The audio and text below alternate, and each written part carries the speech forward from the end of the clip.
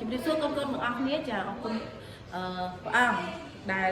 ឲ្យអ្នកគ្រូមកជួបកូនជាថ្មីហើយទាំងអស់គ្នាសុខសប្បាយអត់កូនចាអរគុណព្រះអញ្ចឹងអ្នកគ្រូថ្ងៃនេះនឹងបង្រៀនកូនពីថ្នាក់ទី4មេរៀនទី9រៀនថ្ងៃនេះគឺពេលវេលាអញ្ចឹងមេរៀនដែលអ្នកគ្រូចង់បង្រៀនកូននៅថ្ងៃនេះគឺការបដូរនាទីទៅវិនាទីចាអញ្ចឹងដើម្បីបដូរនាទីទៅវិនាទីយើងត្រូវមើលនិយមន័យវាសិនអញ្ចឹងសូមកូនទាំងអស់គ្នាមើលទាំងអស់គ្នាហើយនឹងសង្កេតទាំងអស់គ្នាផងដែរតោះឥឡូវសូមអានជាមួយអ្នកគ្រូទាំងអស់គ្នាចានិយមន័យដើម្បីបដូរពីនាទីទៅវិនាទីត្រូវគុណនឹង60ចាបដូរពីតូចទៅសំដៅបដូរពីធំទៅតូចគឺគុណនឹង60នាទីទៅវិនាទីណាគុណនឹង60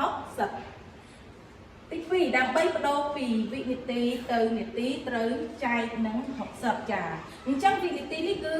តូចជាងនាទីអញ្ចឹងត្រូវការចែកនឹង60ចាអញ្ចឹងកូនត្រូវ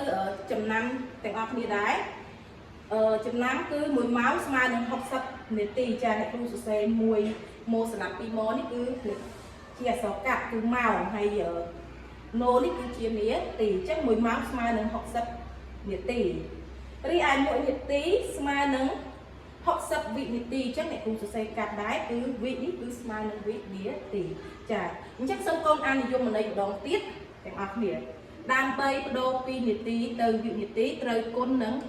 60ដើម្បីបដូរពីវិនាទីទៅនាទីត្រូវចែកនឹង60ចាអញ្ចឹងអ្នកគ្រូមានលំហាត់ចំនួន2មកបង្រៀនកូនទាំងអស់គ្នាចាលំហាត់ក9នាទី35វិនាទីអញ្ចឹងគេឲ្យយើងបដូរទៅជាវិនាទីតើប៉ុន្មានវិនាទីរីឯខ6នាទីបដូរទៅវិនាទីស្មើនឹងប៉ុន្មានវិនាទីអញ្ចឹងគេប្រាប់ឲ្យមានអត់គឺបដូរពីនាទីទៅវិនាទីគឺត្រូវការគុណអញ្ចឹងអ្នកគ្រូមានប្រមាណវិធីប្រមាណវិធីចំនួន2ដែរយើងយកវាទៅគុណអញ្ចឹង60គុណនឹង9ឬក៏គេប្រាប់ថាឲ្យគុណនឹង60ប៉ុន្តែអ្នកគ្រូយក60គុណនឹង9ដោយសារតែវិធីគុណគឺមានលក្ខណៈត្រ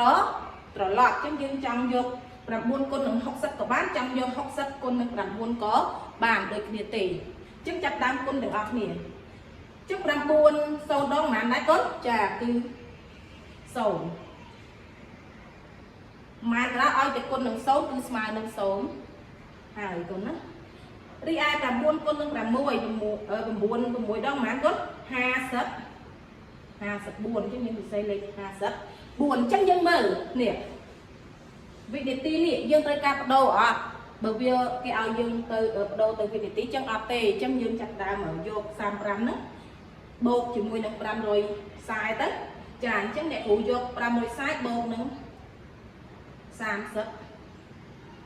ចឹងយើងដាក់មកអញ្ចឹងវិធីបូកក៏វាដូចគ្នាដែរត្រឡប់ដូចគ្នាដោយសារតែយើងចង់យក35បូកនឹង540ក៏បានយើងចង់យក540បូក35ក៏បានដែរព្រោះវាលក្ខណៈត្រឡប់ដូចវិធីគុណដែរណាអញ្ចឹងយើងចាប់ដើមបូកទៅគុណ0បូកនឹង5ប៉ុន្មានដែរគុណចាគឺស្មើនឹង5 4បូកនឹង3ស្មើប៉ុន្មានគុណចាគឺស្មើនឹង5 2យើងបូកដាក់តាមខ្ទង់អញ្ចឹងមក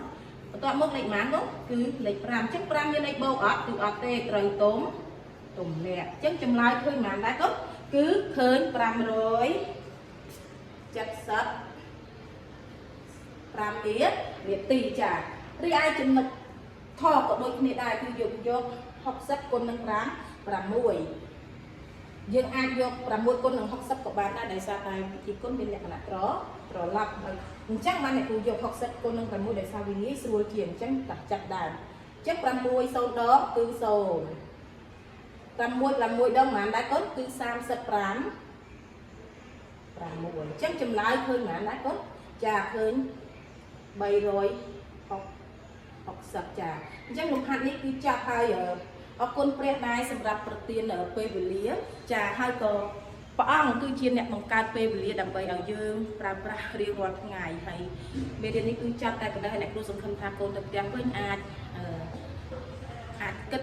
ខ្លួនឯងបានហើយនឹងអាចគុណខ្លួនឯងបានហើយនៅពេលដែលកូនឆ្ងល់ឬក៏មានសំណួរកូនអាចសួរអ្នកគ្រូបាននៅពេលក្រោយចាសូមអរគុណច្រើនសូមជម្រាបលា